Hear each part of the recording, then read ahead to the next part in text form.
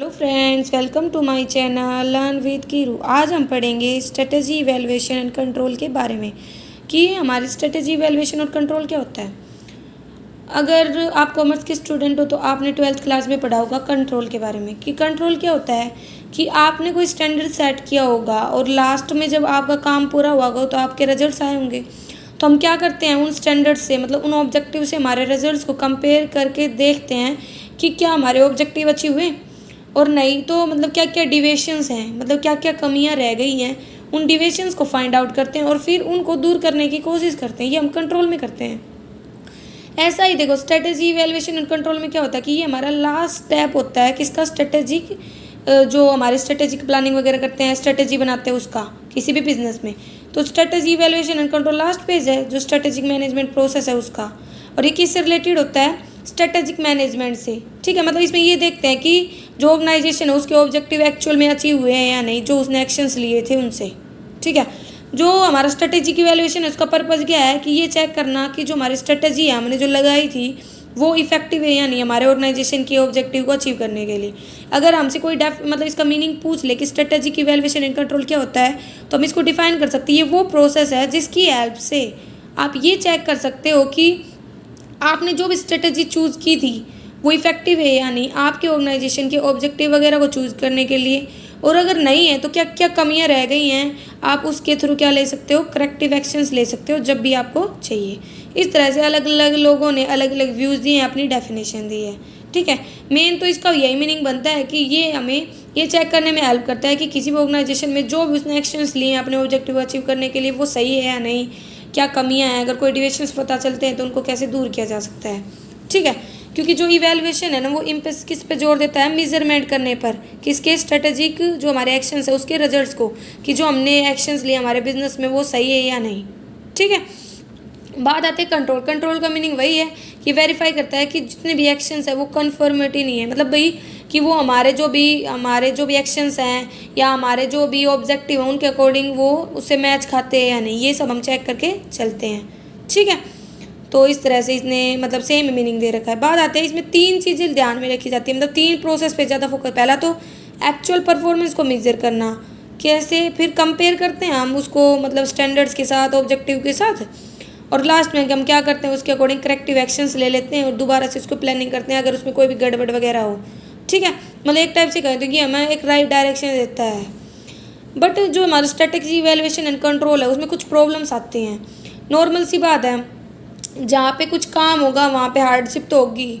तो जो strategic evaluation की चाहे फर्स्ट फेज़ हो चाहे लास्ट फेज़ हो, मतलब जब आप चाहे इसको मतलब बना रहे थे या आप इसको इम्प्लीमेंट कर रहे थे, हर स्टेज पे क्या आता है, प्रॉब्लम्स आती हैं। तो इसके जो प्रॉब्लम्स के बैरियर्स हैं, मतलब इसके जो भी बैरियर्स वगैरह हैं, प्रॉब्लम्स वगैरह, उनको 2 पार्ट में बांटा गया है, motivational problem and operational problem. Motivational problem क्या होते हैं, मतलब ये कौन से बैरियर्स होते हैं, तो कहता है कि जो मोटिवेशनल प्रॉब्लम है ना स्ट्रेटेजिक इवैल्यूएशन प्रोसेस की, उनको 2 पार्ट में बांटा गया है। ठीक है, तो क्या क्या है ये हमारे, तो साइकोलॉजिकल और जो मतलब lack of direct relationship between performance and reward, ये 2 हमारी प्रॉब्लम्स हैं मोटिवेशन की। तो साइकोलॉजिकल बैरियर्स में क्या कह रखा है, देखो मतलब मैनेजर्स को ना मोटिवेट ही नहीं किया जाता। अब कोई भी ऑर्गेनाइजेशन है उसमें कोई भी काम करने के लिए कब मोटिवेट होगा, जब उसको मोटिवेशन मिलेगा, जब उसको रिवॉर्ड वगैरह दिए जाएंगे, जब अगर उसने भाई ऑर्गेनाइजेशन के ऑब्जेक्टिव अचीव करने में हेल्प की है तो वो क्या, उसको अगर अवार्ड मिलेगा, उसको रिवॉर्ड मिलेंगे। रिवॉर्ड भी अलग अलग टाइप से हो सकते हैं भाई, मॉनेटरी नॉन मॉनेटरी, वो डिपेंड करता है। तो उससे मोटिवेट, लेकिन क्या होता है कि यहाँ पे क्या होता है कि उनको रिवॉर्ड वगैरह दिए नहीं जाते। मतलब उन क्या कहता है कि भाई प्रॉब्लम वगैरह हो ना, अगर भाई जो आपने जो भी स्ट्रेटेजी लगाई थी वो फेल हो गई तो उसकी जिम्मेवारी तो मैनेजर्स पे दे दी जाती है, और सक्सेसफुल हो जाए तो खुद ले लिया जाता है। तो देखो क्या देखा है, मैनेजर्स को कभी मोटिवेट नहीं किया जाता कि उन्होंने जो स्ट्रेटेजी वगैरह बनाई है वो सही है, और ना उनके ऊपर मिस्टेक वगैरह थोप दी जाती है। इवन इफ समथिंग को अगर कुछ भी बुरा हो जाता है स्ट्रेटेजी बनाने में तो उनको ब्लेम डाल दिया जाता है कि जो ऑपरेटिंग मैनेजमेंट उसने किया होगा स्ट्रेटेजी को इम्प्लीमेंट करते टाइम कोई भी गड़बड़। ठीक है, इसमें दे रखा है कि मतलब, लेकिन अगर वही सही है तो खुद वो ले लेते हैं, इससे क्या हो जाता है, डिले होते हैं सही अल्टरनेटिव एक्शन वगैरह लेने। नॉर्मल सी बात है, जब आपको पता चलेगा भाई आप अगर स्ट्रेटेजी बना रहे हो, इम्प्लीमेंट करने में हेल्प कर रहे हो, तो बट मतलब आपको तारीफ़ की बजाय अगर आपको बुराई मिलेगी, आपके ऊपर ब्लेम लगाया जाएगा, तो आप क्या मन करेगा वो काम करने का, नहीं करेगा। तो यही कारण होता है कि करेक्टिव एक्शंस लेना ना मुश्किल हो जाता है, क्योंकि उनको डिमोटिवेट किया जाता है।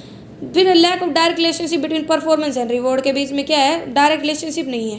कहते हैं कि अगर कोई अचीवमेंट की कर ली जाती है मतलब, तो उसकी जो भी तारीफ वगैरह है वो कौन ले लेते हैं, जो फैमिली के मेंबर्स वगैरह होते हैं वो ही ले लेते हैं।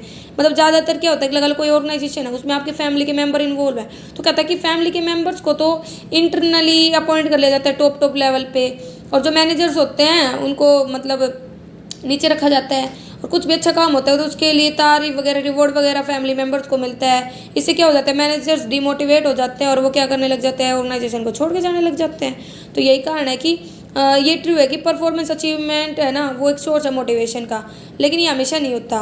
क्योंकि देखो, ये फैमिली जो मैनेज बिजनेस है वहाँ पे ज़्यादा होता है, क्योंकि वहाँ पे जो टॉप पोजीशन है वहाँ पे इनसाइडर मतलब फैमिली मेंबर्स होते हैं, और जो भी सही एक्शन वगैरह लिए जाते हैं उनको रिवॉर्ड वो खुद ले लेते हैं, जो कि मैनेजर्स को मोटिवेट नहीं किया जा सकता, इसलिए वो छोड़ के जाने लगते हैं। ऑपरेशनल प्रॉब्लम में क्या होती है, मतलब ऑपरेशन से रिलेटेड, ठीक है।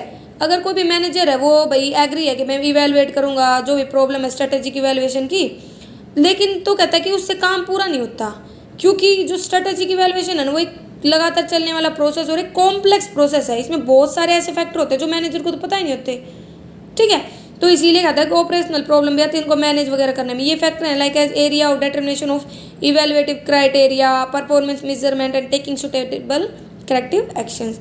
तो ये हमारी प्रॉब्लम्स थी। अब बात आती है कि जो स्ट्रेटेजिक इवेलुएशन एंड कंट्रोल का काम है उसमें कौन कौन लोग इन्वॉल्व होते हैं, मतलब कौन कौन हमारे पार्टिसिपेंट्स होते हैं। तो इसमें वो सारे लोग आते हैं जो हमारे जब हमने स्ट्रेटेजी बनाई थी, इम्प्लीमेंट की थी, उस टाइम पे जितने भी लोग थे, छोड़ करके मतलब उन लोगों को जो एक एडवाइजरी का रोल प्ले करते हैं। इसमें 3 ग्रुप ऑफ पर्सनल तो हमेशा इन्वॉल्व होते हैं एक्टिवली। वो कौन कौन सा है, board of director, chief executive and other manager. कई बार कहता है कि जो आउटसाइड एजेंसी वगैरह है ना, फाइनेंशियल इंस्टीट्यूशन, वो भी इसमें पार्ट ले लेती हैं, ठीक है, जैसे कोई भी पब्लिक सेक्टर इंटरप्राइज हो गया, ये सब। लेकिन कहता है कि जो हमारे बोर्ड ऑफ डायरेक्टर हैं, ठीक है, उनके पास पावर होती है इंटरफेस करने की मैनेजमेंट प्रैक्टिसेस में। अब बात आती है कि ये क्या क्या है और इनके बारे में। तो पहला है role of board of director. जो बोर्ड ऑफ डायरेक्टर होना है वो डायरेक्टली इन्वॉल्व होते हैं स्ट्रेटेजी को इवेलुएट करने में और कंट्रोल करने में, लेकिन ये ना जो हमारे डे टू डे के काम होते हैं मैनेजमेंट में उनमें इन्वॉल्व नहीं होते। ये इवेलुएट करते हैं परफॉर्मेंस को, कंपनी को। मतलब जब भी जैसे मीटिंग वगैरह, हमें पता है कोई भी कंपनी है उसमें मीटिंग वगैरह होती हैं, तो जो मीटिंग होती है ना उसके कुछ इंटरवल्स के बाद ये क्या करके चलते हैं, इवेलुएट करके चलते हैं, ठीक है। जो रोल है बोर्ड ऑफ डायरेक्टर का इसीलिए लिमिटेड होता है इवेलुएट करने में और कंट्रोल करने में इनको, ठीक है। लेकिन इनके क्या डलते हैं, लॉन्ग टर्म इम्प्लीकेशन, मतलब लंबे समय तक इनके प्रभाव वगैरह रहते हैं। सीईओ का क्या है, चीफ एग्जीक्यूटिव का, कोई भी ऑर्गेनाइजेशन है वो रिस्पॉन्सिबल होता है उसका सीईओ ओवरऑल परफॉर्मेंस के लिए, इसीलिए इसका जो रोल है ना वो बहुत ज़्यादा इंपॉर्टेंट माना जाता है। लेकिन वो जो रूटीन परफॉर्मेंस के काम होते हैं ना उनमें इन्वॉल्व नहीं होता, बल्कि वो किसको असाइन कर देता है, जो भी हमारे मैनेजर्स वगैरह हैं। और ये मेन किस पर फोकस करता है, जो भी क्रिटिकल इवेलुएशंस वगैरह हैं उनके ऊपर डिपेंडिंग ऑन द, ये जो हमारा चीफ एग्जीक्यूटिव है ये साइज ऑफ ऑर्गेनाइजेशन के अकॉर्डिंग अलग अलग मतलब इसके रोल हो जाते हैं, उसके अकॉर्डिंग बदल जाते हैं। जैसे कोई स्मॉलर ऑर्गेनाइजेशन है तो उसमें तो डेली प्रोडक्शन और कॉस्ट फिगर पे ध्यान देगा, जबकि लार्ज ऑर्गेनाइजेशन में ये काम अनइम्पोर्टेंट हो जाते हैं, बल्कि वो इनके में इन्वॉल्व होता है भाई रिटर्न ऑन इन्वेस्टमेंट को कंट्रोल करना, वैल्यू एडेड वगैरह को चेक करना, ये सब देखता है। मैनेजर्स, अदर मैनेजर्स में कहता है कि डायरेक्टर और चीफ एग्जीक्यूटिव के अलावा बहुत सारे मैनेजर्स होते हैं like as financial managers, strategic business unit managers, middle level managers. तो फाइनेंशियल मैनेजर्स का रोल क्या होता है कि ये होता है कि डिविएशंस फाइंड आउट करना, किसके बीच में, प्लान जो आपने प्लानिंग की थी और जो एक्चुअल परफॉर्मेंस आई है उनके बीच में, और इसको मॉनिटरी टर्म में एक्सप्रेस करना जैसे किसकी हेल्प से, बजटिंग वगैरह के थ्रू। दूसरा एसबीयू मतलब स्मॉल बिजनेस यूनिट, ठीक है, ये रिस्पॉन्सिबल होते हैं ओवरऑल इवोल्वेशन एंड कंट्रोल के लिए, किसका, स्ट्रेटेजिक बिजनेस यूनिट्स का। ये जो हमारे स्मॉल बिजनेस यूनिट के मैनेजर होते हैं एक टाइप से कहती है खुद की जो यूनिट्स होती है उनके क्या कहलाते हैं, सीईओ कहलाते हैं। फिर आते हैं मिडिल लेवल मैनेजर्स, मोस्टली जो फाइनेंशियल मैनेजर है, सब यूनिट मैनेजर है, वो रिस्पॉन्सिबल होते हैं उनकी जो रिस्पेक्टिव यूनिट है उनको इवेलुएट और कंट्रोल करने के लिए। ये जो मैनेजर्स होते हैं डे टू डे ऑपरेशंस भी करते हैं, रिपोर्ट वगैरह बनाते हैं, जो हायर जो हमारे लेवल मैनेजर्स होते हैं उनके द्वारा यूज की जाती है। जैसे एग्जांपल के लिए प्रोडक्शन मैनेजर किस में इंटरेस्टेड होगा, कंट्रोल करने में प्रोडक्शन की वॉल्यूम को, ठीक है। तो ये हमारे इसके पार्टिसिपेंट थे जो हमारे स्ट्रेटेजिक इवैल्यूएशन एंड कंट्रोल में शामिल होते हैं। अगर आपको यहाँ तक कोई डाउट है तो आप कमेंट करके पूछ सकते हैं और मेरे चैनल को लाइक करें, सब्सक्राइब करें और शेयर करें।